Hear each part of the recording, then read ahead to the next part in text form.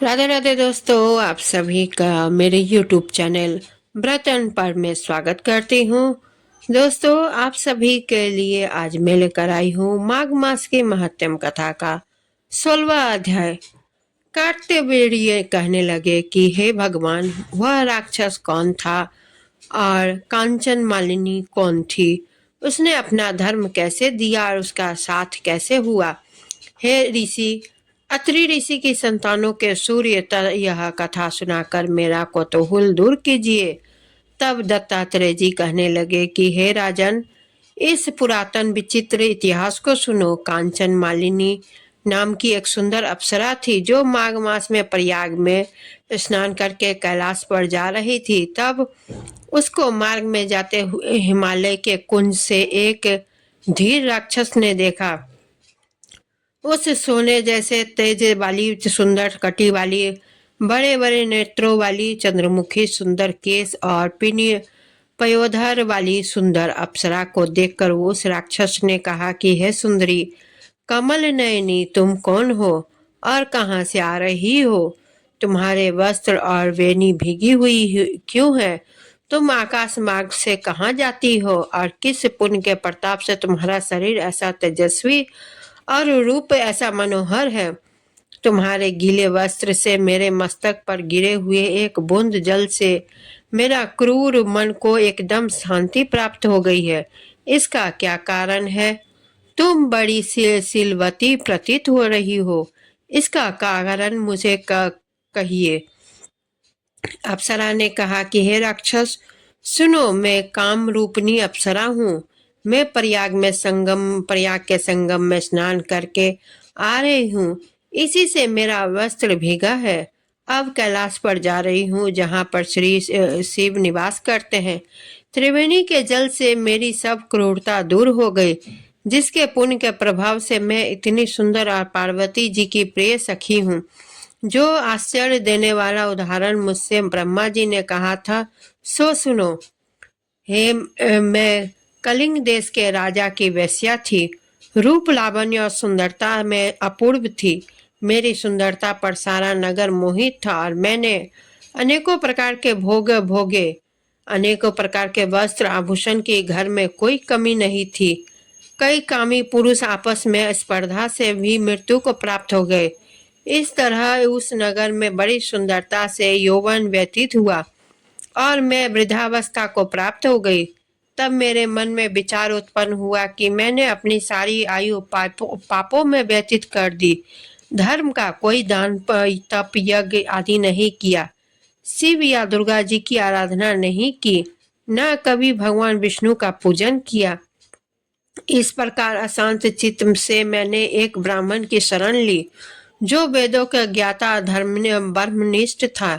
मैंने उनसे पूछा कि मेरा निस्तार किस प्रकार हो सकता है। महाराज, साधु सज्जन अच्छे और बुरे सभी पर दया करते हैं, इसलिए मुझ दिन पर भी कृपा करके मुझे कीचड़ में डूबी हुई को पकड़कर उबारिए। क्षीर सागर का ये हंस को भी दूध देता है, बत्तख को भी नहीं देता है, तक को नहीं देता।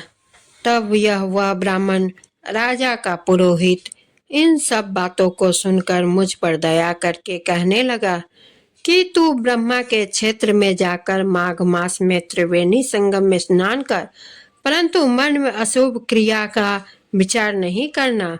पापों के नाश के लिए महर्षियों ने तीर्थ स्थान से अधिक और कोई प्रायश्चित नहीं बताया। प्रयाग में स्नान करने से तू अवश्य पवित्र होकर स्वर्ग को जाएगी। हे भामिनी, तुम्हारे समय में, पुराने समय में गौतम ऋषि की स्त्री को देखकर इंद्र ने काम के वशीभूत होकर कपट वेश में उसे भोग किया था। इसलिए ऋषि द्वारा श्राप दिया गया और उसका शरीर अत्यंत लज्जा युक्त हजारों भागों वाला हो गया। तब इंद्र नीचा मुंह करके अपने पाप कर्म की बुराई कराने लगा। मेरू पर्वत के शिखर पर स्वच्छ जल वाले सरोवर पर एक स्वर्ण कमल से भरे हुए कोटर में घुस गया और अपने पाप को धिक्कारता हुआ कामदेव की बुराई करने लगा कि यह सब पापों का मूल है। इसके ही वशीभूत होकर मनुष्य नरक में जाते हैं और अपने धर्म, कीर्ति, यश और धैर्य का नाश करते हैं। इंद्र ऐसा सोच रहा था, सो इंद्र के बिना सारा देवलोक शोभाहीन हो गया।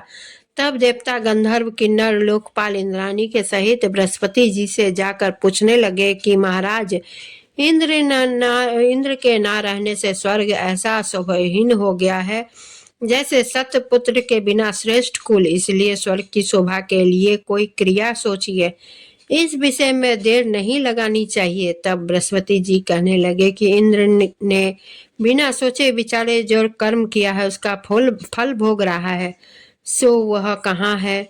मैं यह सब जानता हूँ। फिर भी गुरु जी ने सबको साथ लेकर स्वर्ण कमलों से युक्त बड़े सरोवर में इंद्र को देखा, जिसका मुख मलिन और आंखें बंद थी। तब इंद्र ने बृहस्पति जी के चरणों को पकड़कर कहा कि इस पाप से उद्धार करके आप मेरी रक्षा कीजिए। तब बृहस्पति देव जी ने इंद्र से कहा कि प्रयाग में स्नान करने से ही तुम पाप मुक्त हो जाओगे। तब इंद्र सहित सबने ही प्रयाग में जाकर संगम में स्नान किया और त्रिवेणी स्नान से इंद्र पाप मुक्त हो गए। तब बृहस्पति जी ने इंद्र को वरदान दिया कि तुम्हारे शरीर में जितने भग है सब नेत्र हो जाए। तब इंद्र ब्राह्मण के वर से 1000 नेत्रों से ऐसा सुशोभित हुआ जैसे मानसरोवर में कमल शोभायमान होता है। माघ मास के 16वां अध्याय यही समाप्त होता है। दोस्तों, आप लोगों को यह मेरी कथा कैसी लगी? अच्छी लगी हो कमेंट जरूर करें और वीडियो को लाइक शेयर करना जरूर करें। चैनल को सब्सक्राइब करें, बेल आइकन को जरूर क्लिक करें। इसी के साथ मैं विदा लेती हूँ, फिर 17वें अध्याय के साथ